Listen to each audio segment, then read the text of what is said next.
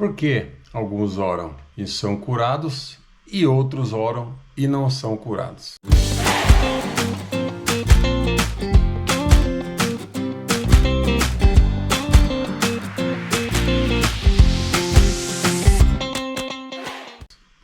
Esta é uma grande dúvida no meio evangélico, né? Se ouve, às vezes em roda de irmãos, essa pergunta, né? Por que às vezes tem irmãos que chegam um diagnóstico de câncer, aí a igreja entra em oração, a família, esse irmão milagrosamente é curado. Já outros com a mesma situação, pedem à igreja, né? Círculos de oração, oram, mas infelizmente esse irmão é recolhido, né? E aí, como responder uma questão dessa, né? Então, é interessante que, como cristãos, nós temos que buscar sempre a resposta no manual do Criador. Não é mesmo? Não é em um fórum de jornal, não é um livro esotérico, alguém disse ou me disse, né? Nós temos que buscar no nosso manual. E 99% das respostas estão no manual do Criador. Então, uma coisa importante para que nós venhamos buscar e termos a resposta correta é não basear nossas respostas em um versículo isolado, ou talvez até um texto fora de contexto, né? Nós temos que fazer um estudo aprofundado para termos vários textos para que nos dê legalidade naquela resposta, que seja uma resposta realmente verdadeira e coerente. Então eu quero trazer aqui alguns itens que vão nos ajudar a elucidar essa pergunta, né? E o primeiro ponto que eu quero trazer aqui é que existe uma determinação. Não é um acaso, não é um anjo que escolhe, não é um sorteio, existe uma determinação. A palavra de Deus nos diz aqui, em Eclesiastes, no capítulo 13, versículo 2, o seguinte: há tempo de nascer e tempo de morrer. Ou seja, está determinado. O nosso tempo de nascer e o nosso tempo de morrer já foi determinado. É a mesma situação quando alguém na igreja vai à frente e aceita Jesus. Aquela oração é feita e é falado: Senhor, escreve o nome do irmão no livro da vida a partir de hoje. Na verdade, é uma oração, vamos dizer assim, né, para que o povo ouça e tal, mas não é uma verdade, né? Não é uma verdade, porque nós sabemos que Deus é onipotente, onisciente e onipresente. O livro da vida já foi escrito, já está no céu com o nome dos salvos, né? Então não tem essa de amanhã ou depois alguém aceitar Jesus e isso ser escrito naquele momento no livro. O livro já está escrito. Mas creio que é uma coisa formal, né, para que todos entendam ali. Então a mesma coisa aqui. Então existe uma determinação. Há um tempo de nascer e de morrer para cada um de nós. E o segundo ponto que nos chama a atenção dentro disso, nós temos que levantar: se existe uma determinação, quem foi que determinou? Né? Como eu disse, não é um acaso. Alguém determinou. Será que é um anjo, arcanjo, serafim? Será que é o irmão que é mais bonitinho, ou que Deus ama mais, ainda que a gente saiba que Deus não faz acepção de pessoas e para ele todos são iguais? Será que o que acontece, né? O que está acontecendo? Bom, a palavra de Deus nos diz aqui novamente, no livro de Atos, em seu capítulo 1, versículo 7, que Jesus, respondendo a uma pergunta dos seus discípulos, ele fala da seguinte forma: a vós não vos compete saber os tempos ou as épocas que o Pai reservou pela sua própria autoridade. Então aqui nós descobrimos que, na verdade, existe um tempo de nascer e de morrer, e quem determinou esse tempo é o Pai. Foi Ele quem determinou o dia do nosso nascimento e o dia da nossa morte. Foi Ele. Não foi um acaso, não foi um filho especial que ele gosta mais, gosta menos, o mais bonito, o mais feio, nada disso. Foi Ele quem escolheu. O livro de João, capítulo 19, versículo 10 e 11, também confirma isso. Nós vemos que Jesus ali, quando está no pretório, diante de Pilatos, né, sendo interrogado, acontece o seguinte fato: disse-lhe então Pilatos: não me respondes? Não sabes que tenho autoridade para te soltar ou autoridade e autoridade para te crucificar? Respondeu-lhe Jesus, aqui que está o importante, né, para este tema: nenhuma autoridade teria sobre mim se de cima não te fosse dado. Então, mais uma vez, Jesus nos mostra que quem deu autoridade, né, sobre a nossa morte, ou quem determina nosso nascimento ou a morte, quem é? É o Pai. A ordem vem do céu, não é o acaso. Não é, eu peguei Covid e o Covid me matou aleatoriamente. Não.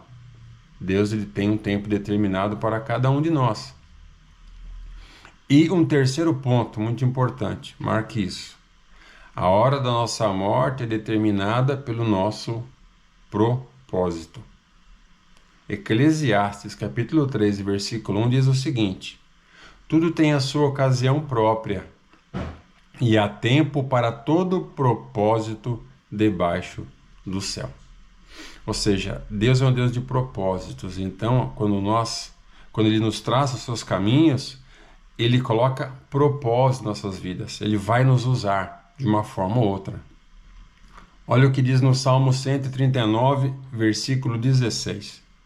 Os teus olhos viram o meu embrião. Todos os dias certos para mim foram escritos no teu livro, antes de qualquer deles existir. Ou seja, antes de eu e você existirmos, nascemos, o Senhor já nos viu. O Senhor já preparou toda a nossa vida, nossa caminhada nessa terra. A data de nascer e a data de morrer foi o Senhor, o nosso Deus. Foi Ele quem fez isso, certo? Foi Ele quem fez isso. E aí, olha só, baseado nestas respostas, o tempo é Deus que dá, de nascer e de morrer, e o porquê. Agora é o porquê. O porquê que isso acontece, né? Nós vemos aqui no livro de Romanos, capítulo 12, em seu versículo 7, que o anjo entra ali na prisão onde Pedro estava, onde a igreja estava orando para que fosse liberto Pedro e Tiago, e Pedro é liberto. A Bíblia nos relata que Pedro está ali, o anjo aparece, solta as algemas, né, as cadeias nas mãos de Pedro e leva Pedro até a saída, e ninguém ali nota a sua saída. Porém, no versículo 1 de Romanos 12, a Bíblia nos relata que Tiago é morto à espada. Ou seja, qual que é o nosso entendimento? Se Deus dá a data de nascer e a data de morrer, existe o quê? Um propósito aqui. O propósito de Tiago se encerrou. Aí Deus permitiu que ele fosse morto à espada. Já o propósito de Pedro ainda não tinha terminado. Então Deus tira Pedro daquela prisão porque havia ainda um propósito, alguma coisa que Pedro iria fazer, e nós vemos que fez para o Senhor. Não tinha chegado ainda o tempo da vinda ou da ida de Pedro. Mais uma prova disso está em 2 Reis, capítulo 20. O rei Ezequias. Nós vemos que o profeta Isaías vai até Ezequias para lhe dar um recado. E o recado é o seguinte: põe a sua casa em ordem, porque você morrerá e não viverá. Porém, a Bíblia nos relata que o rei, ele vira seu rosto para a parede e começa a chorar. E começa a apresentar diante do Senhor tudo aquilo que ele fez, as obras, né? Como ele foi temente diante de Deus.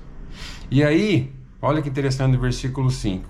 2 Reis 20, do versículo 5 em diante. Volte, Deus falando ao profeta, volte e diz a Ezequias, príncipe do meu povo, assim diz o Senhor Deus de teu pai Davi: ouvi a tua oração e vi as tuas lágrimas, e eis que eu te sararei, e ao terceiro dia subirás à casa do Senhor, e acrescentarei aos teus dias 15 anos, e das mãos do rei da Síria te livrarei, a ti e a esta cidade, e defenderei esta cidade, por amor de mim, por amor do meu servo Davi. Então, olha que interessante, ele iria morrer, Ezequias, porém tinha uma obra a ser realizada, colocar a sua casa, ou seja, ensinar os seus descendentes quem era Deus. Então, Deus acrescenta 15 anos de vida. Aqui é como se fosse um câncer que ele estaria. Nós não sabemos qual que é a doença, mas o Senhor o curou. Por quê? Porque Deus tinha um propósito na vida de Ezequias. O rei Davi, embora a gente às vezes leia e passe desapercebido, foi a mesma coisa. O rei Davi ele foi ungido pelo profeta Samuel, ainda menino. E a Bíblia nos relata, no decorrer da história de Davi, que ele mata um leão, depois ele mata um urso, depois ele mata Golias, e o próprio rei Saul tentou matá-lo. E nós sabemos que, humanamente falando, de forma alguma, um leão seria morto por um menino, um urso, muito menos, Golias, né, um guerreiro totalmente treinado no exército. E o próprio rei, que com certeza era só dar uma ordem, né, e mandar o seu súdito vir e ele mataria. Ou seja, como Deus ungiu Davi, não era a hora de Davi morrer nem pelo leão, nem pelo urso, nem por Golias e muito menos por um rei. Por um rei que tinha toda a autoridade e poderia ter matado. Então, o que nós entendemos? Que há um propósito. Então, eu quero dar um exemplo muito claro aqui, para você entender, né? Vamos dizer que o irmãozinho João, ele se converte aos 40 anos de idade. E o Senhor irá usá-lo em uma obra missionária ou qualquer outra, até os seus 60 anos de idade. Depois o Senhor irá recolhê-lo. Olha só, esse irmão João, ele fumou praticamente a vida toda e bebeu. Então, nos seus 45 anos de vida, ele tem um câncer de pulmão. E aí, após orações e súplicas, o Senhor cura este câncer de pulmão deste irmão. Ou seja, diante da obra que Deus tem, diante do propósito, né? A hora da nossa morte é determinada pelo nosso propósito. Diante do propósito que Deus tem na vida do João, de morrer, de viver até os 60 anos, e assim, depois disso morrer, o Senhor entra e cura. Então não é um fato, não é um acaso, não é porque Deus ama mais um, ama mais outro, não. É o propósito. Se o nosso propósito tiver sido cumprido, o Senhor vai nos levar. Se ainda houver alguma coisa a ser feita, o Senhor irá curar. Chikungunya, Covid, câncer, o que for necessário. Porque para Deus não tem barreira, Ele é o dono da vida, Ele é quem dá e quem tira, não é mesmo? Vou ler só mais alguns textos aqui para confirmar isso que eu estou falando. Amém? A gente vai encerrar. Provérbios 19, 21. Muitos são os planos do coração do homem, mas o propósito do Senhor na vida do homem prevalecerá. Romanos capítulo 8, versículo 28. Sabemos que Deus age em todas as coisas, para o bem daqueles que o amam, dos que foram chamados de acordo com o seu propósito. Ou seja, Deus nos chama e coloca propósitos em nossas vidas. Propósito de quem? Nosso? Não, de Deus. Isaías 46, versículo 10. Eu anuncio o fim desde o princípio e desde a antiguidade. As coisas que ainda não aconteceram, eu digo. O meu propósito, ou seja, o propósito de Deus, será realizado. E farei tudo o que me agradar. Deus aqui nos falando. Salmo 138, versículo 8. O Senhor cumprirá o seu propósito para comigo. Teu amor, Senhor, permaneça para sempre. Não abandone as obras das suas mãos. E para encerrar aqui, 2 Timóteo capítulo 1, versículo 9. Ele nos salvou e nos chamou para uma vida santa, não por causa das nossas obras, mas por causa do seu propósito e graça. Amém? Então, a resposta é simples. Deus ouve as orações de um que está doente, porque na vida daquele enfermo existe ainda um propósito a ser cumprido na obra de Deus. E aquele que nós oramos e ele vem a falecer, é porque a obra do Senhor está completa naquela vida.